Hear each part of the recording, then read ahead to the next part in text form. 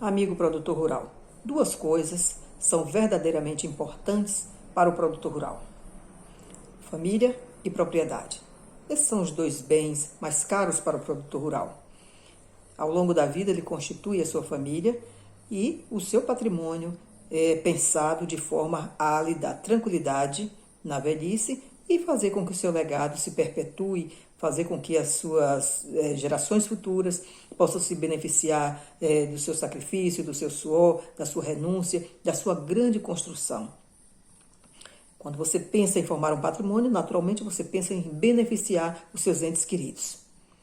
Mas isso tudo, amigos, todo esse suor, todo esse sacrifício, isso tudo só vai se perpetuar, esse legado, ele só vai passar para as gerações futuras se nós implementarmos uma consciência de organização, de planejamento. Precisamos fazer um planejamento patrimonial para o nosso legado, não é? Precisamos conhecer a realidade da nossa família e a realidade do nosso patrimônio.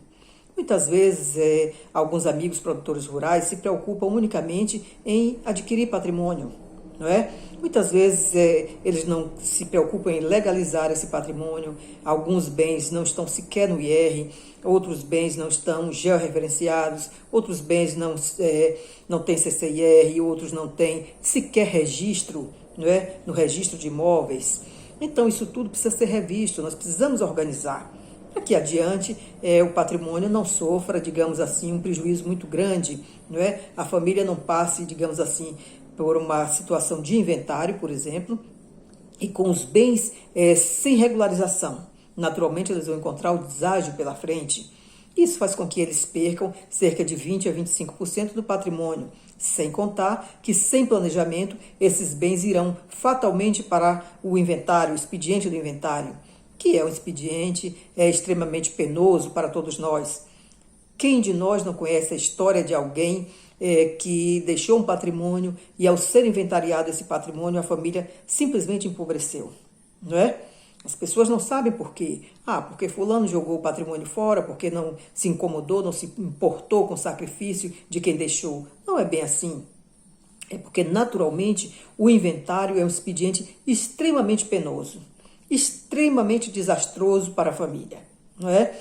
E nós temos como evitar esse desastre, nós temos como evitar que a família seja penalizada com tudo isso, não é?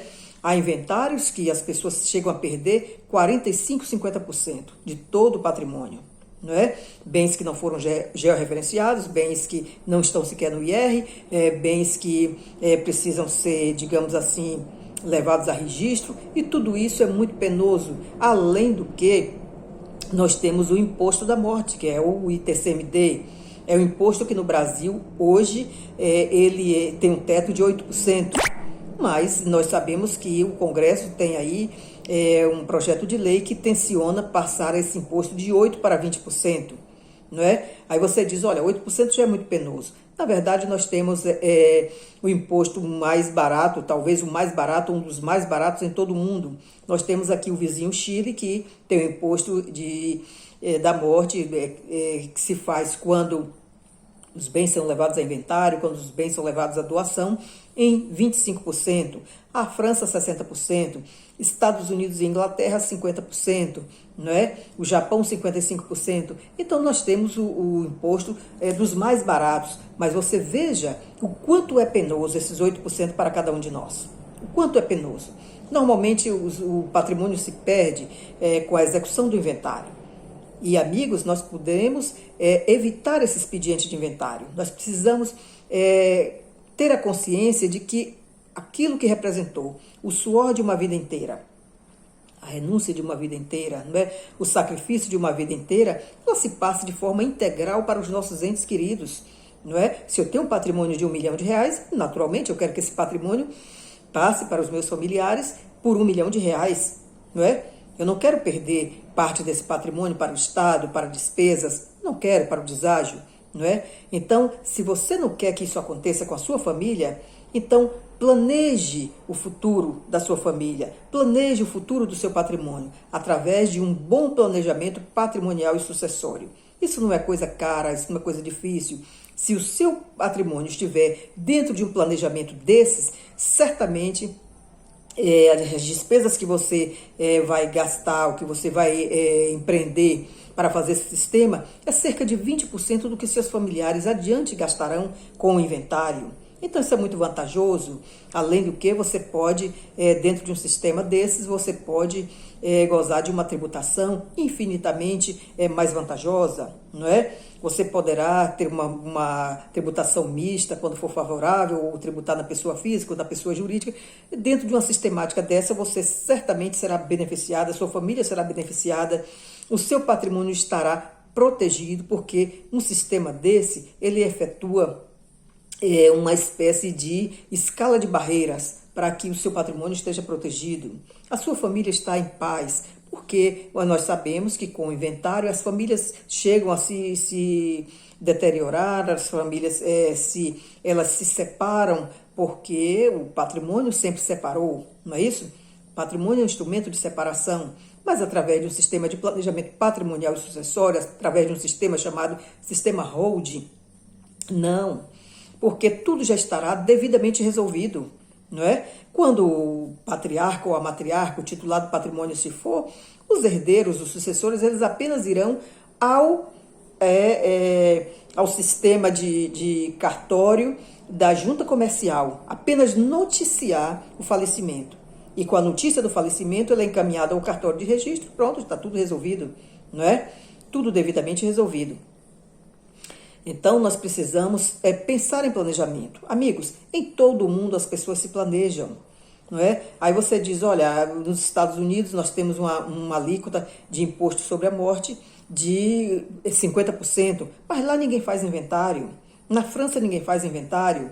No Chile ninguém faz inventário. Sabe por quê? Porque as pessoas se planejam desde cedo, não é? Para pagar menos impostos, para ter uma tributação melhor, para dar mais segurança à família, para proteger melhor o seu patrimônio, não é? E isso é uma sistemática que já existe entre nós desde 1976, não é? Desde 1976 está entre nós. Aí você me pergunta, e por que isso não é divulgado? Por que isso não foi popularizado? Porque quando esse sistema chegou ao nosso país, ele chegou através das grandes bancas advocatícias. E essas bancas advocatícias de grande porte, elas sempre serviram aos grandes latifundiários, elas sempre serviram às grandes corporações, não é, aos grandes empresários. E então, o microprodutor, o médio produtor, o mini produtor, ele não ficou sabendo desse sistema, não é isso? Porque ele não tinha acesso a essas grandes bancas. Né? Mas agora sim, agora todos nós somos capazes de fazer esse sistema para cada um de nós, para a nossa família, para o nosso patrimônio, porque isso foi vastamente popularizado. Agora todos nós podemos fazer. É um sistema barato, é um sistema possível, é um sistema que dá proteção ao patrimônio, é um sistema que dá segurança para a família. Então, amigos, vamos pensar em fazer um bom planejamento patrimonial e sucessório. Vamos pelo menos fazer uma sessão de viabilidade, vamos fazer uma consulta a um especialista em planejamento patrimonial e sucessório, um especialista em hold, para que você possa entender se o seu momento é de, digamos assim, executar uma hold ou se o seu momento é de fazer um bom planejamento patrimonial e sucessório com os expedientes tradicionais do nosso ordenamento jurídico. Tudo é possível. Pode ser que ainda não seja o momento da sua hold, mas já é o momento de você fazer um bom planejamento patrimonial e sucessório. Você precisa entender temas como, por exemplo, governança corporativa, governança familiar, não é? Compliance. Todos esses temas, eles não são para as grandes corporações, eles são possíveis para cada um de nós. Nós precisamos entender isso para viver com mais tranquilidade, para poder alcançarmos uma tributação mais favorável para a nossa atividade, né, para ter os nossos bens com maior segurança, para poder dar tranquilidade à nossa família, certo? Então, isso é o que eu gostaria de trazer para vocês hoje, não é? A necessidade que cada um de nós temos de fazer um planejamento patrimonial e sucessório. Muitas vezes você pensa que isso é uma coisa muito difícil, muito caro. Não é difícil, não é caro, ao contrário, é muito barato fazer um sistema de planejamento patrimonial e sucessório. É um auto-reconhecimento, é um reconhecimento da sua unidade familiar, é um reconhecimento da sua atividade econômica, não é, para que você possa unir esses dois pilares e transformar isso em um legado que se perpetuará para outras gerações, a certeza que você tem que todo o seu sacrifício ele não foi em vão, porque ele vai proteger a sua velhice e ele vai proteger toda a sua família. Porque, inclusive, você não estará entregando o seu patrimônio à sua família ainda. Você estará doando cotas daquele patrimônio, mas que você continua como administrador, você continua fazendo tudo como você sempre fez antes, sem nenhum problema. Não é? Então, para compreender tudo isso, que não é coisa difícil, ao contrário, isso nos traz um benefício imenso, imenso. Então, procure um especialista em planejamento patrimonial e sucessório, não é? Um especialista em hold, e você terá condição de fazer uma análise do seu caso, você terá condição de fazer uma chamada sessão de viabilidade, que nada mais é do que uma consulta, uma diagnose sobre a sua estrutura de família e a sua estrutura de patrimônio.